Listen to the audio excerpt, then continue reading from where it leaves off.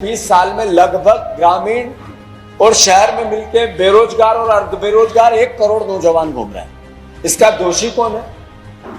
अरे इसका दोषी कौन है? शिवराज सिंह की सरकार नहीं है तो कौन है? आप लाडली बहना की बात की, उसमें आपके एनसीआरबी के आंकड़े कहते हैं कि 2 लाख बहनें 3 साल में गायब हो गई। इसका कौन दोषी है? जिनका अपहरण हो गया, 2 लाख बहनों का अपहरण हो गया। 1 लाख बहनों के साथ हर साल या तो बलात्कार होता है या उनके साथ यातना होती है, घरेलू हिंसा होती है। ये मध्य प्रदेश किसने बनाया? आज अमित शाह जी ने 2 बातें बहुत महत्वपूर्ण की अपनी शुरुआत में। उन्होंने कहा कि हम एक जवाबदेही राजनीतिक दल है, जवाबदेह राजनीतिक दल है और अपनी जिम्मेवारी को समझते हैं, इसलिए अपना रिपोर्ट कार्ड पेश कर। बिल्कुल सही है। उन्होंने अपनी जिम्मेवारी को समझते हुए जब उनसे प्रश्न किया गया कि क्या शिवराज जी की लीडरशिप कायम रहेगी, पत्रकार ने, मीडिया ने उनसे जब ये पूछा तो उन्होंने कहा ये हमारी पार्टी का मामला, इसमें आपको पढ़ने की आवश्यकता क्या है? ये हम तय करेंगे कि चुनाव के बाद क्या होगा और चुनाव के पहले क्या होगा। यानी इस पूरी भावना से क्या मैसेज दिया कि हमें शिवराज जी के नाम पे भरोसा नहीं है, पब्लिक में उनका नाम डैमेज हो चुका है। ये एहसास उनने अपने आप करके आप लोगों को उत्तर दे दिया।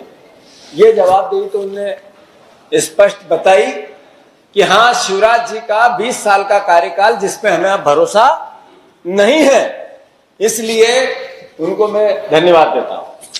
दूसरा, उन्होंने एक बात और कही कि ये वो मध्य प्रदेश है जो कुशाभाऊ ठाकरे का के समय से आप लोग हमें आशीर्वाद देते आए, पर उसके आगे की बात वो बताना भूल गए कि उसी मध्य प्रदेश में कुशाभाऊ ठाकरे के दोनों भतीजे इलाज के अभाव में इंदौर में तड़प तड़प के मर गए कोरोना में।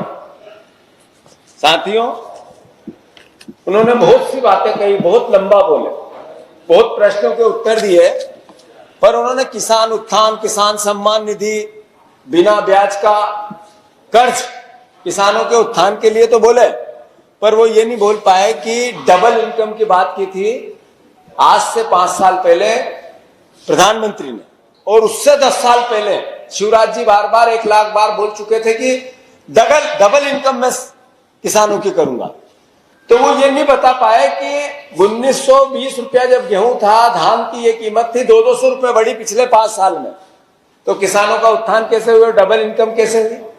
जवाबदेही आपकी ये भी बनती थी कि किसान आत्महत्या, जब इतनी आपने उत्थान की बात की, लंबे लंबे भाषण दिए, तो फिर किसान आत्महत्या में हमारा मध्य प्रदेश दूसरे नंबर पे क्यों है?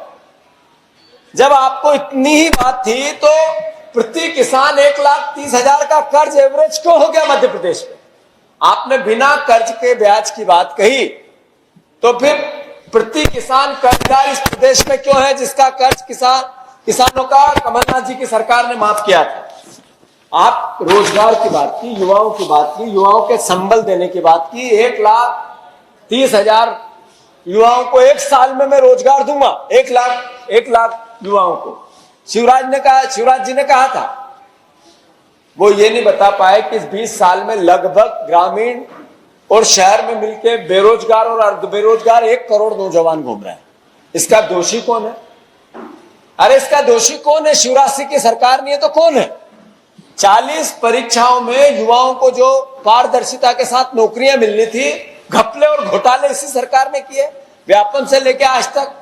ये जवाबदेही किसकी थी? अरे ये जवाबदेही किसकी थी कि युवाओं के आत्महत्या में भी मध्य प्रदेश चौथे नंबर पे है। देश के एनसीआरबी के आंकड़े, आपके आंकड़े, अमित शाह जी के आंकड़े, तो इसकी जवाबदेही किसकी थी? आपने क्यों डेवलप किया ऐसा मॉडल मध्य प्रदेश में जिसमें दैनिक वेतन भोगी है, जिसमें संविदा कर्मी है, जिसमें ठेके पे नौकरी करने वालों की एक बहुत लंबी फहरिस्त है, लाखों में? ऐसी व्यवस्था क्यों बनाई आप ये क्यों नहीं बता पाए कि इस प्रदेश में 1,30,000 बैकलॉग के पद एसटी, एससी और ओबीसी के आप खा गए, आपने 20 साल से नहीं भरे। इसके दोषी कौन है? अरे आप ये क्यों नहीं बता पाए आदरणीय अमित शाह जी कि जिस प्रदेश में आप बात करते हो नारी सम्मान की, आप लाडली बहना की बात की, उसमें आपके एनसीआरबी के आंकड़े कहते हैं कि 2 लाख बहनें 3 साल में गायब हो गई। इसका कौन दोषी है?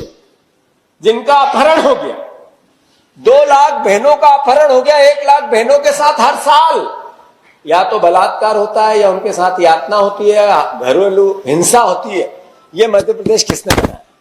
यहां पे आदिवासी अत्याचार में सबसे नंबर 1 मध्य प्रदेश।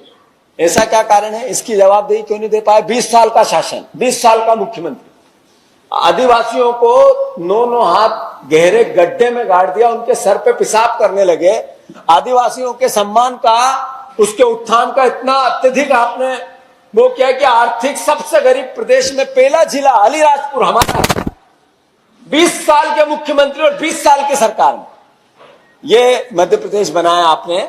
आपने ये नहीं बता पाए कि जिस प्रदेश में स्वास्थ्य सेवाओं को लेकर आपने बड़ी बड़ी बात की, आयुष्मान कार्ड की बात की, मोदी जी और शिवराज जी ने जिस तरीके से मध्य प्रदेश को स्वास्थ्य की दृष्टि से नंबर 1 बना दिया, इतने मेडिकल कॉलेज खोल दिए, अलग अलग तरह के अलग अलग बार झूठ, ये नहीं बता पाए कि इसी प्रदेश में एम्बुलेंस टाइम पे नहीं मिलती है तो हजारों केस कंधे पे, साइकिल पे, ठेले पे, बैलगाड़ी में कंधे पे ले जाके लाशों को ले जाते हुए रोज वीडियो विजुअल बनते हैं। ऐसा क्यों?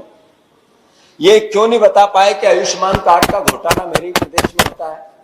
ये क्यों नहीं बता पाए आप कि मध्य प्रदेश, इंदौर, भोपाल, जबलपुर सहित 120 निजी अस्पतालों में 250 करोड़ रुपए के घोटाले इसमें हुए अपने कोरोना में? क्या कारण है कि मध्य प्रदेश की आबादी के हिसाब से 29% हेल्थ सेंटरों की 20 साल में कमी है? क्या कारण है कि प्राइमरी सेंटर 46% कम है, कम्युनिटी हेल्थ सेंटर 48% कम है? क्या कारण है कि गर्भवती बहनों को एम्बुलेंस नहीं मिलता है, शवों को एम्बुलेंस नहीं मिलता है?